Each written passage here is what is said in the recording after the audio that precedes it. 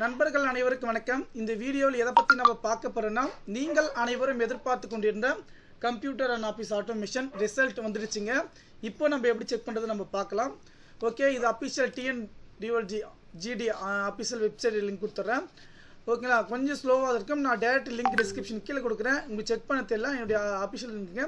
இங்கே கொடுத்துருக்காங்க பாருங்கள், view COA July August result.